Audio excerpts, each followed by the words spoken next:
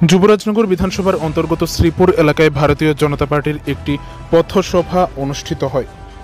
30 জুলাই মঙ্গলবার রাত আনুমানিক 8টা নাগাদ উত্তর ত্রিপুরা জেলার 57 যুবরাজনগর বিধানসভা কেন্দ্রের অন্তর্গত শ্রীপুর এলাকায় জেলা পরিষদের 10 নং আসনের ভারতীয় জনতা পার্টির মনোনীত প্রার্থী দিলীপ বর্ধনের সমর্থনে একটি পথসভা অনুষ্ঠিত হয়, যেখানে এই পথসভাটি মূলত আসন্ন ত্রিস্তরীয় পঞ্চায়েত নির্বাচনকে কেন্দ্র করে অনুষ্ঠিত হয়, যেখানে উপস্থিত ছিলেন ভারতীয় জনতা পার্টির উত্তর ত্রিপুরা জেলার জেলা সভাপতি কাজল দাস মহোদয়।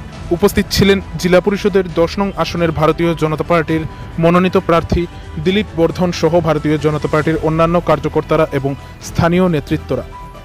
এই পথসভায় মূলত বিজেপির জেলা পরিষদের 10 নং আসনের ভারতীয় জনতা পার্টির মনোনীত প্রার্থী দিলীপ বর্ধনকে কিভাবে ত্রিস্তরীয় পঞ্চায়েত নির্বাচনে বিপুল ভোটে জয়যুক্ত করা যায় সে বিষয়ে বিস্তারিতভাবে আলোচনা করা হয়। সেই সাথে উপস্থিত সকল জনগণের কাছে আসন্ন ত্রিস্তরীয় পঞ্চায়েত নির্বাচনে ভারতীয় জনতা পার্টির সকল মনোনীত প্রার্থীদের বিপুল ভোটে জয়ী করার আহ্বান জানান জেলা সভাপতি কাজল দাস মহোদয়।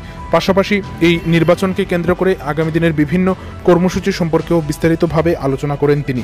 সেই সাথে দেশের প্রধানমন্ত্রী নরেন্দ্র মোদীজি এবং রাজ্যের মুখ্যমন্ত্রী প্রফেসর ডক্টর মানিক সাহার নেতৃত্বে গোটা দেশে এবং ত্রিপুরা রাজ্যে যে উন্নয়নমূলক কাজ হয়েছে এবং আগামী দিনে হতে চলেছে সেই সকল বিষয়ে বিস্তারিতভাবে আলোচনা রাখেন জেলা সভাপতি কাজল দাস মহোদয়।